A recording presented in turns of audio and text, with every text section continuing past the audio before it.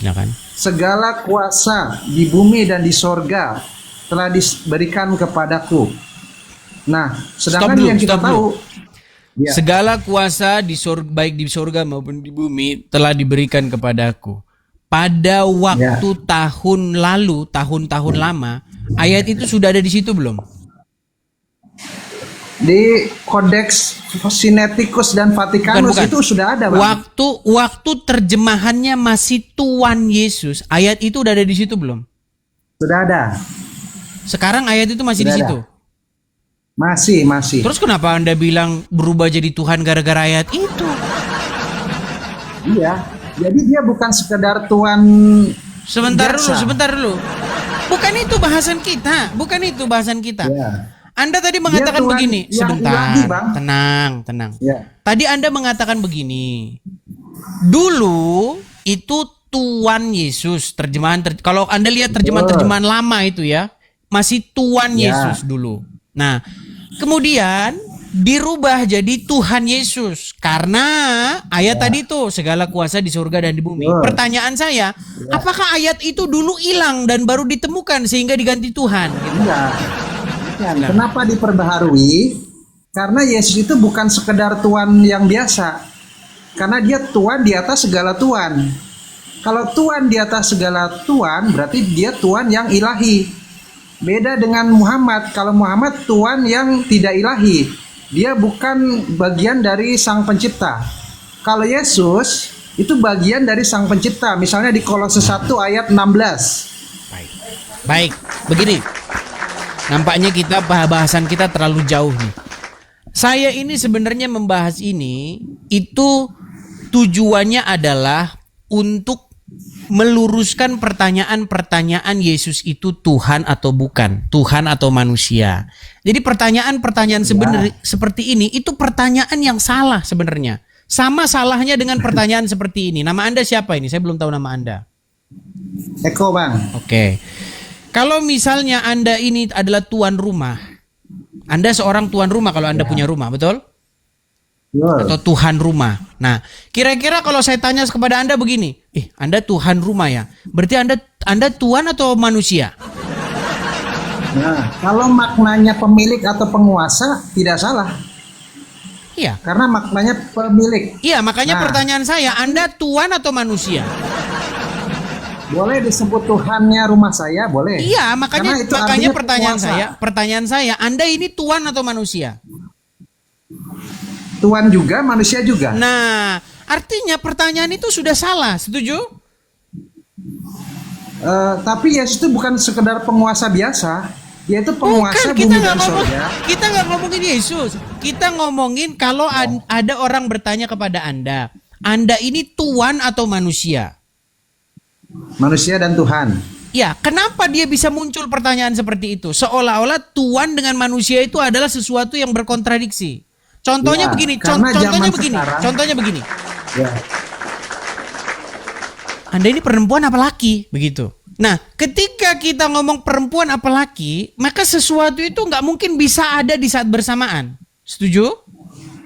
Betul. Nah, kenapa banyak orang bertanya seperti itu? Yesus itu Tuhan atau manusia? Karena sudah terbentuk satu mindset, satu pola pikir bahwasanya Tuhan dengan manusia itu sesuatu yang berkontradiksi, nggak boleh jadi satu. Nah, makanya pertanyaan itu sebenarnya sama dengan pertanyaan Anda ini Tuhan atau manusia? Dua-duanya. Nah, itulah makanya saya bilang kalau orang Muslim nanti bingung jawab itu kok dua-duanya gimana? Tuhan apa manusia? Yesus itu Tuhan di atas segala Tuhan, Bang. Kita tidak bahas itu dulu, Bang. Aduh, Anda ini kita ini membahas kosakata, Bang, kosakata. Nampaknya memang berat ya kita nyambung ya. Anda seolah-olah menyetarakan fungsi Muhammad dengan Yesus. Beda, Bang. Muhammad itu tidak terlibat dalam Allah Tritunggal dan bukan bagian dari pencipta. Yang ngomong Muhammad pencipta itu siapa? Tadi yang waktu Abang sama Bang Azam menyetarakan fungsi Muhammad dengan fungsi Tuhan dan setara bahwa dia jubirnya saja. Menurut Anda Gitu. apakah Yesus bukan juru bicara Tuhan? Jubirnya juga sekaligus bagian dari pencipta juga. Kita nggak ngomong penciptaan, kita ngomong masalah penyampaian dan kepada umat itu supaya takluk dan tunduk. Itu yang saya bahas gitu loh. Saya nggak membahas yang lain. Ya. Dalam hal seperti itu, menurut Anda itu 11-12 nggak? Kalau dalam masalah penyampaian pesan ilahi hampir mirip, Ya tapi itu fokusnya di situ. Kita nggak bahas yang lain-lain. Kita membahas mengenai bagaimana ilahi itu sendiri. bagaimana orang itu akhirnya patuh, taat, tunduk kepada Muhammad. Karena Muhammad sebagai wakil, sebagai orang yang berbicara atas nama Allah. Makanya barang siapa yang taat kepadaku, sesungguhnya ia telah taat kepada Allah. Nah, Betul, pertanyaan tapi saya kepada orang Islam Anda, tidak pernah menganggap Muhammad itu bagian dari sang karena pencipta, memang tidak saya pernah. nggak bahas itu. Gimana? Gimana Anda ini? Saya memang nggak bahas itunya. Tapi kan yang diserang Muslim itu masalah itu, Bang. Bukan, begini loh. Saya itu membahas apa respon dari manusia ketika dia menghadapi Muhammad. Bukankah responnya harus taat, sami'na wa ta'na, patuh dan tunduk, Ya, patuh dan taat. betul. Nah, apa Betul. respon manusia ketika mendengar Yesus? Patuh dan taat, betul? Ya, betul. Nah, ketika seseorang membuat dirinya patuh dan taat kepada sesuatu, sesuatu itu di detik yang sama menjadi tuannya. Ya, Iya, betul, penguasa. bukan masalah dia pencipta atau tidak.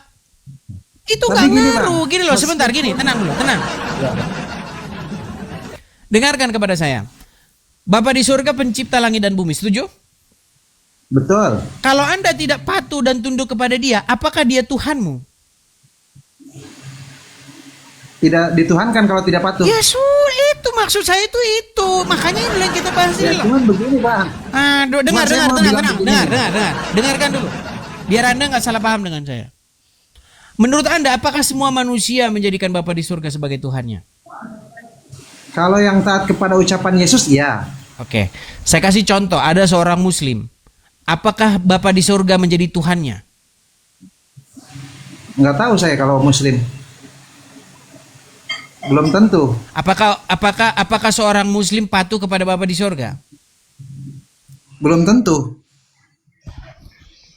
Karena ajarannya beda, Bang.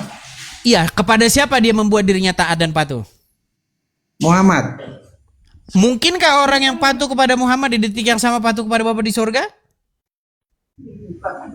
Mungkin kalau ada perintah yang sama mungkin bisa, tapi Ya, kalau kita beda, nggak begitu. Kita maksudnya secara keseluruhan. Kita nggak ngomong 1, 2. Kalau Oh, begitu, keseluruhan. kalau begitu nanti juga bisa sama juga kepada orang tua. Begitu. Ya. Secara keseluruhan maksud saya, secara keseluruhan contoh. Adakah seorang muslim yang membuat dirinya patuh dan tunduk kepada Bapa di surga? Contohnya supaya dia percaya kepada Yesus, menjadikan Yesus sebagai Tuhan dan juru selamatnya. Adakah seorang muslim seperti itu? Itu Muslim yang sudah murtad mungkin. Ya berarti dia bukan muslim lagi kan? Iya, Bu. Nah, makanya kita ini terlalu jauh membahas penciptaan. Kita bukan membahas penciptaan, kita membahas ini loh. Yang jadi Tuhan atau jadi Tuhan itu siapa? Makanya saya tanya kepada Iya. Anda. Apa gunanya Bapa di surga pencipta langit dan bumi kalau Anda tidak menaklukkan diri kepadanya? Berarti Betul, dia tidak betul. jadi Tuhanmu, betul? Dia bukan Betul. Tuanmu, betul? Betul. Iya. Cuman begini, Bang. Begitu. Saya hanya ingin bicara seperti ini, Bang. Saya ingin mau mencapai gini saja. Meskipun orang Islam menuhankan Muhammad, tunduk, patuh, taat, takluk kepada Muhammad, tapi tidak pernah Muslim itu menganggap Muhammad sebagai bagian dari Allah Sang Pencipta. Beda dengan Kristen. Kristen Kalau itu meskipun perkara lain, Bang. Kita bukan membahas perkara itu. Anda masih ngulang-ngulang hal yang sama.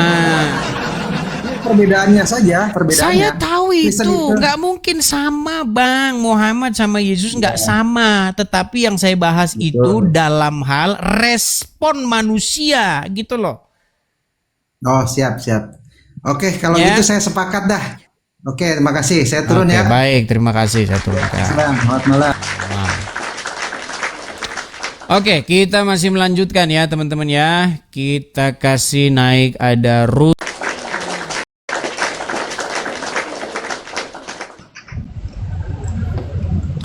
Ya, Ruzik. Ya, halo. Selamat malam, Bang. Malam. Oke, silakan Bang Ruzik, Akbar. Kalau dari nama-namanya kayaknya Muslim nih. Ya, silakan Bang. Abang sudah tahu temanya apa? Itu ya, 98% Islam dan Kristen jadi dungu karena kata Tuhan atau Tuhan ya. Ya, silakan. Apa yang mau Anda utarakan? Silakan. Saya apa namanya? Terima kasih waktunya kan. Anda Saya Muslim baru- ya? Baru ya, saya Muslim. Saya baru menyimak tadi nih di roomnya Edis TV ini kan gitu. Jadi saya tertarik tadi penjelasan dari Edis TV ini kan gitu kan. Kalaulah rumah itu tuan rumah kan gitu, tidak mungkin disebutkan dia ataupun sedikit tidak enak di kuping kalau dikatakan Tuhannya rumah kan seperti itu. Nah, dengan perbedaan dengan kata Tuhan dan Tuan itu, kalau menurut saya itu berbeda. Kalau Tuhan itu tidak diciptakan, sedangkan Tuhan itu diciptakan, kan kayak gitu dia konsepnya. Oke, baiklah ya. Jadi memang perkara ini memang sudah pelik. Tapi begini Bang, konteks kita ngomong Tuhan dengan Tuhan ini itu adalah konteks kita lagi berbicara Al-Quran dan Alkitab, Bible. Memang kalau kita bicara dalam konteks bahasa Indonesia, terlepas dari Al-Quran, terlepas dari Bible, bisa saja dibenarkan itu Bang. Tapi kita ini kan lagi ngomongin agama, lagi ngomongin Islam dan Kristen. Ya kan? Nah, coba saya tanya dulu sama Anda. Apakah Allah itu Tuhan? Allah itu bukan Tuhan. Coba Bang, didengarkan satu kali lagi saya Bang ya. Dengarkan saya Bang. Saya nggak Oke. tahu apakah Anda bisa mendengar suara saya atau tidak. Coba. Ini saya dengar nih, Bang. Oke. Baik ini. Apakah Allah itu Tuhan? Allah itu bukan Tuhan. Bukan Tuhan. Pertanyaan saya, apakah Anda hambanya Allah? Jelaslah. Oke, apa lawan kata hamba? Tuhan. Lawan kata hamba. Hamba itu kan yang diciptakan, lawan katanya itu ya yang menciptakan, kan seperti itu. Oke, sebentar nih, gini. Nah, sekarang Sebentar, tenang. Tenang dulu. Saya ingin bertanya Misalnya, kepada- tenang dulu Bang, tenang Bang ya. Misalnya saya disebut hambanya hambanya raja raja siapa gitu misalnya. Saya Beda adalah lah. hambanya, begitu. Hamba menghadap ya paduka raja begitu. Berarti dia Tuhan saya. Waduh, berbeda lah konsepnya. Ini kan Tadi kita kau konsep bilang lawan ketuhanan. katanya Tuhan. Gimana? Kan bukan deh, gini deh. Kita kan konsep ketuhanan. Beda Sebentar, dengan kau konsep mau berapa? kerajaan. Sebentar, kau mau berapa? Nggak usah bahas umur. Kita bahas tentang tadi Muhammad. Coba dengarkan. Sekarang saya tanya kepada Anda. Dengarkan dulu. Apakah Tuhan itu adalah Tuhan? Apakah Tuhan itu adalah Tuhan? Ya. Kalau Tuhan di kepala Anda sudah merujuk kepada Allah, ya bisa saja bukan. Karena kata Tuhan itu biasanya di kepala Anda sudah merujuk kepada sosok tertentu, begitu. Itu yang membuat diskusi kita jadi buntu. Bukan masalah itu. Yang menjadi masalah adalah semua orang tahu, seluruh Indonesia tahu kalau Tuhan itu adalah makhluk. Itu yang menjadi masalah. Oke, Sedangkan baik. Anda sendiri yang mendeskripsikan sendiri, Anda sendiri yang mendeskripsikan bahwasanya arti Tuhan adalah Tuhan. Anda yang salah, cara berpikir Anda yang salah. Oke, ada Al-Quran nggak di situ? Seluruh orang di Indonesia menganggap Tuhan itu adalah makhluk. Itu yang masalahnya. Iya, masalahnya Alkitab nggak nurutin seluruh orang di Indonesia. Ya udah. Al-Quran itu kerjanya bukan nurutin seluruh orang Indonesia. Mana Anda itu? Bahkan Al-Quran sudah ada sebelum Kalau Indonesia Anda ada, Quran itu kalau- sudah ada. Sebentar, Anda ada Quran nggak di situ? Ada Al-Quran di situ? Gimana nih? Enggak, kita nggak usah lari kemana-mana dulu. Kita memang Kita lagi bahas bahas Al-Quran ini. Kita lagi Nah. bahas Al-Quran. Itu dia, makanya saya katakan orang Indonesia memaknakan Tuhan itu adalah makhluk. Seperti Anda katakan tadi, raja itu Tuhan. Kan seperti itu. Ketika Alkitab menggunakan kosakata Tuhan dan ingin mengubah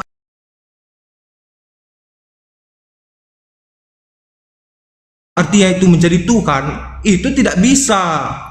Karena artinya sempurna, ubahlah Tuhan itu. Jangan lagi pakai Tuhan, malu kita. Tuhan, asal masuk komal Tuhan, asal masuk komal Tuhan. Padahal siapapun semua orang tahu Tuhan itu makhluk, bukan Tuhan. Gitu loh masalahnya, Dis. Oke. Itu dia poinnya. Oke. Kalau begitu yang Al-Aziz itu Tuhan apa Tuhan? Apa artinya Al-Aziz? Tuhan. Ya, Al-Aziz jelas yang lah. dalam Quran itu. Jelaslah Tuhan, itu kan sifatnya. Berarti Sifat Tuhan. berarti suaminya Zulaika itu Allah ya? Kenapa namanya Al-Aziz gitu? Wah, dia agak lain ini kawan ini. Itu gimana ini? Agak lain ini. Kamu Sifat pernah baca Allah Al-Quran ini. nggak? Gini Sebentar, deh, kamu ya, pernah baca Al-Quran? Gini deh ya. Sifat Allah itu banyak, salah satunya Al-Aziz. Kalau hanya satu orang yang mempunyai sifat Al-Aziz itu dikatakan dia Tuhan, nggak mungkin, karena cuma satu sifat, dan itu cuma gelar, cuma nama, bukan gelar, paham nggak? Berarti Allah menjelma menjadi manusia berarti. Kayak aku Ruzik, apa artinya? Berarti Allah kan? menjelma menjadi manusia. Bukan berarti aku Tuhan memberi Anda rezeki, bukan. Itu hanya sebuah nama. Iya, berarti Allah menjelma Nggak menjadi bisa. manusia. Nggak masuk loh. Dengar, dia dengar nggak nih kita ngomong apa ini? Kamu dengar nggak saya ngomong? Dengar? Bisa dengar? Bisa. Oh, pantesan. Oke. Suaminya Zulaika itu namanya siapa? Buatlah Al-Aziz tadi, ya kan? Kok buatlah gimana Anda ini kok buatlah gimana sih? Enggak. Dan pertanyaan dari Anda. Oke, Yusuf Tidak saya kerja di kuasai. mana? Yusuf kerja di mana dalam Al-Quran? Yusuf siapa lagi ini? Yusuf PI. Yusuf di dalam Al-Quran. Gimana? Kerja di mana dia? Kerja di mana? Tinggal di mana dia?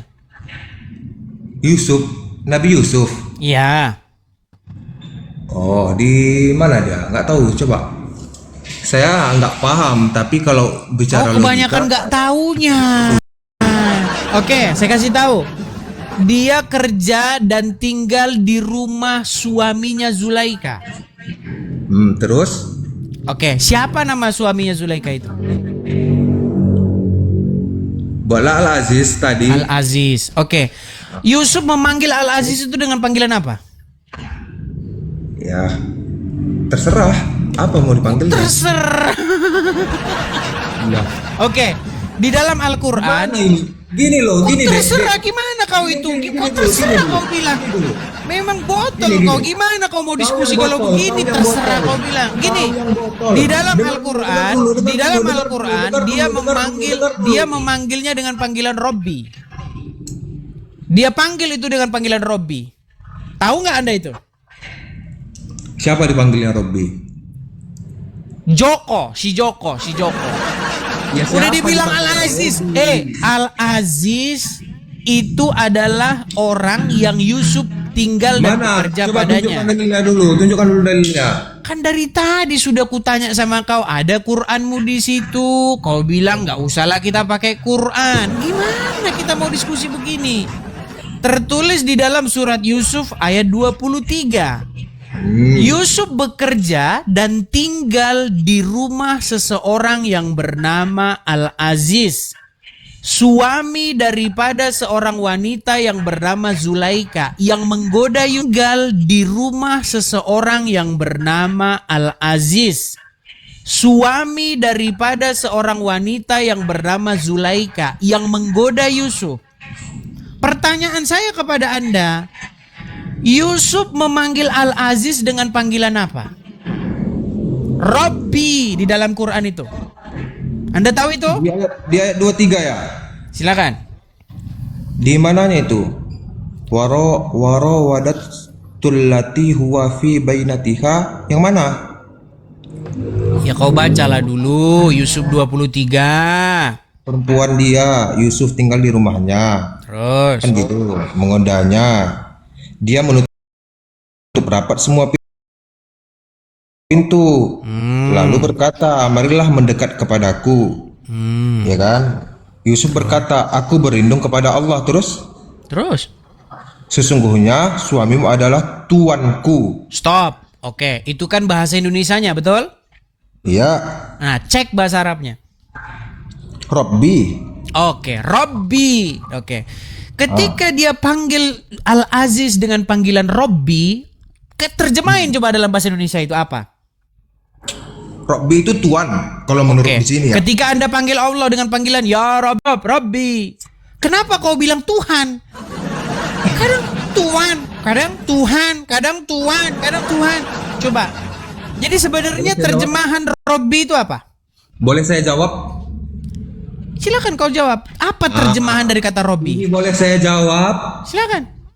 Nah, kalau Tuhan itu dia belum tentu Tuhan. Kalau Tuhan itu sudah pasti Tuhan. Yang kutanya terjemahan, Itu botol, terjemahan. Yang kutanya sama Tadi kau, terjemahannya kan sudah terjemahan Robbi itu apa sebenarnya? Kan terjemahannya tadi kan sudah clear kan? Apa yang saya jawab tadi? Coba. Yang saya jawab apa? Terjemahan kadang-kadang Tuhan, kadang-kadang Tuhan, betul? Nah, yang saya jawab tadi apa? Tuhan kan? Oke, berarti ketika kamu berkata kepada Allah Robbi, ketika kamu berkata kepada Allah Ya Robbi, berarti ya Tuanku, betul? Iya. Oke, berarti Allah Tuhan tidak? Berarti Allah Tuhanmu Iya. tidak? Iya. Tadi kau bilang bukan, di awal tadi kau bilang bukan. Budat, ya kau di bawah sana. Tidur kau di bawah sana, tidur kau di bawah sana, tidur kau. Di bawah tadi Allah itu Tuhan atau bukan? Bukan Tuhan, bukan, dia Tuhan katanya. Oke?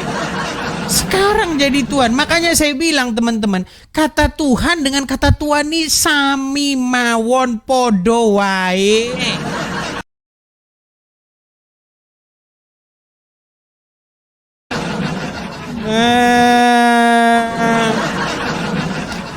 Iya, ini yang bikin botol tuh begitu. Sama dengan kata kurios itu. Kurios itu, ya mau kamu bilang Tuhan, mau kamu bilang Tuhan, sama. Cuman banyak orang menganggapnya sekarang berbeda dalam konteks bahasa Indonesia. Karena definisinya udah beda dalam bahasa Indonesia. Tapi kalau dalam kitab suci nggak sama, kitab suci bukan bahasa Indonesia. Begitu loh, inilah yang membuat banyak orang akhirnya jadi seperti ini teman-teman. Jadi seperti itu. Jadi agak berat diskusi ini memang ya karena sudah terlanjur begitu ya. Nah sebenarnya persamaan kata Tuhan dengan kata Tuhan ini itu bekas-bekasnya masih ada sampai sekarang. Contoh ya.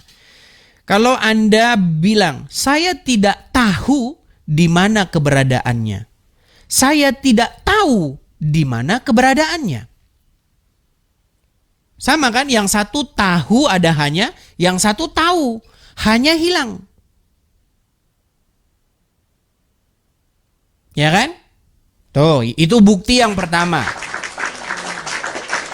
Kemudian makanya huruf H ini kadang-kadang hilang itu maknanya tetap sama.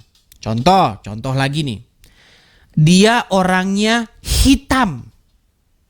Atau dia orangnya hitam.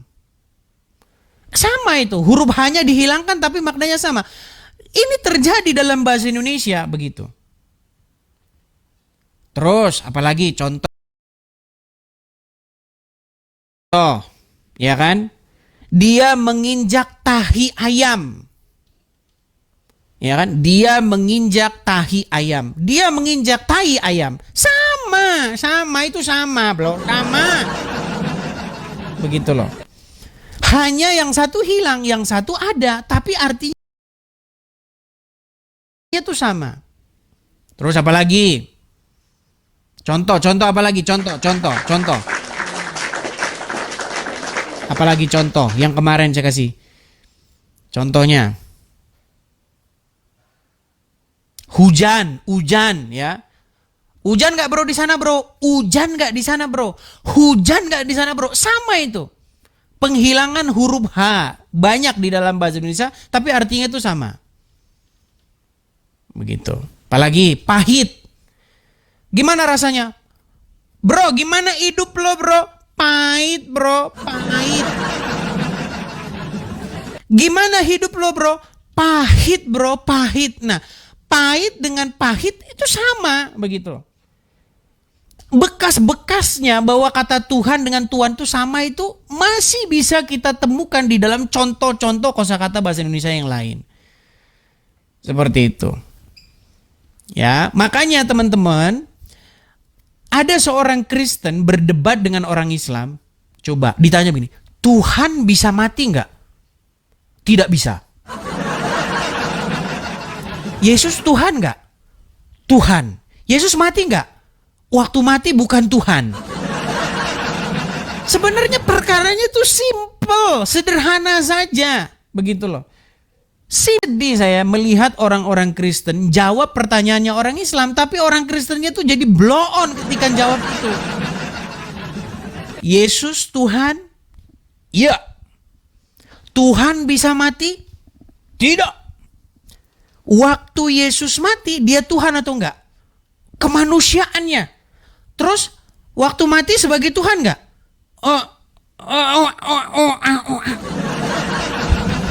Sebenarnya perkaranya gara-gara ini kamu bedain Tuhan dengan Tuhan.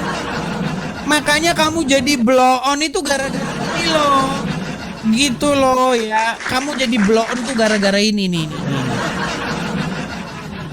Gitu ya. Makanya teman-teman, di dalam bahasa aslinya ya, kata kurios mati itu nggak apa-apa. Sama seperti kata Gusti telah meninggal dunia. Itu nggak pusing begitu loh. Di dalam bahasa aslinya atau kalau bahasa Inggris, my Lord has passed away begitu. Nggak apa-apa. Begitu. Ya, coba silakan. Mati bukan Tuhan. Dia bukan Tuhan waktu mati, tapi waktu bangkit Tuhan. Dan banyak. Jadinya mereka inilah teman-teman yang berak, saya lah yang ngebokin mereka ini. Tugas saya berat, teman-teman, berat. Mereka berak, saya yang ngebokin. Oke, kita kasih naik ada Aro Hareva. Ya, silakan Aro Hareva. Silakan Aro Hareva.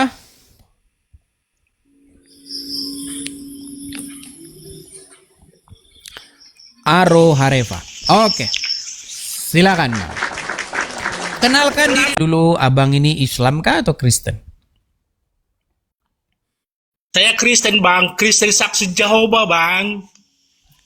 Kristen Saksi Jehovah. Oke. Pertanyaan kepada Anda ini, masalah ini. Ya bang, silakan bang. Apakah Yesus itu Tuhan? Iya bang, iya. Oke. Apakah Tuhan bisa mati? Bisa bang. Tuhan bisa mati. Oke. Ketika Tuhan bisa mati, siapa yang jadi Tuhan?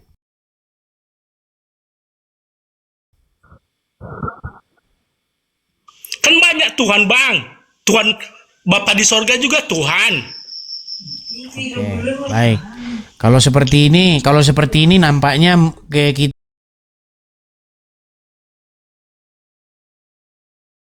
kita agak sedikit lebih jelas ini. Dia agak sedikit paham gini.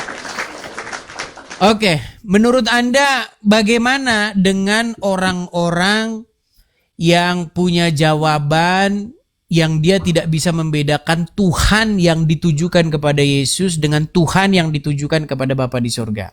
Silakan Anda jelaskan. Jadi begini bang, itu sebenarnya di dalam 1 Korintus pasal 6 kali itu ya, 6 ayat 8 disebutkan di situ kita memiliki satu Bapa dan satu Tuhan. Bukan, karena bagi kita Bapa itu hanya kan Bapa ada di sorga ya punya. bagi kita hanya ada satu Allah saja, yaitu Bapa, dan satu Tuhan saja, yaitu Yesus. Begitu.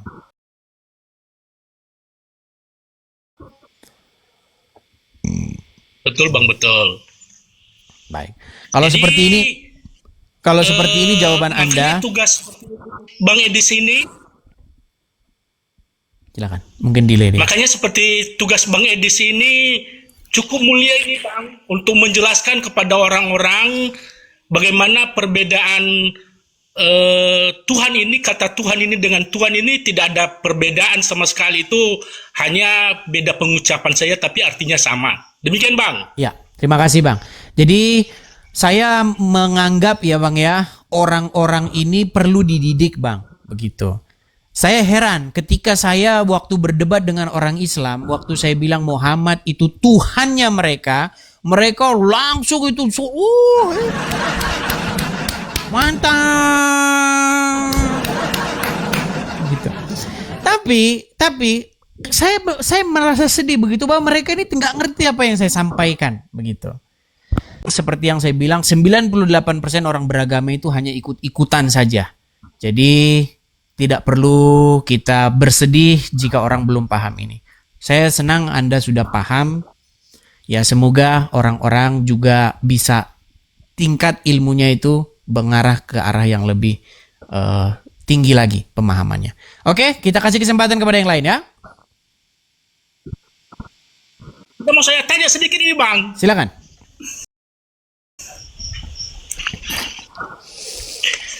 Itu mengenai Yesus Bang, dengan Bapa di sorga itu gimana bedanya Bang? Bisa Abang jelaskan dulu sedikit? Perbedaannya tentu saja Bapa di surga yang mengutus. Begitu. Bapa di surga sebagai Bapa, Yesus sebagai anak. Bapa di surga sebagai sang pengutus, Tuhan Yesus sebagai yang diutus, begitu. Cuman yang membuat orang-orang itu bingung adalah orang-orang awam sendiri dengan mengatakan, "Loh, Yesus kan Tuhan, masa Tuhan kok diutus Tuhan?" Nah, ini masalahnya itu di situ. Orang bingung itu di situ. Karena mereka itu otaknya sudah rusak karena kata Tuhan ini. Tuhan itu yang membuat mereka bingung. Begitu. Padahal memang sebenarnya ya kalau kita pakai kata Tuhan, sebenarnya permasalahannya itu nggak terlalu serius begitu. Jadi Bapa di surga itu Tuhan, dia juga mengutus Yesus yang adalah juga Tuhan, begitu. Makanya saya itu sebenarnya lebih senang pakai kata Tuhan. Jadi Bapa di surga itu Tuhan,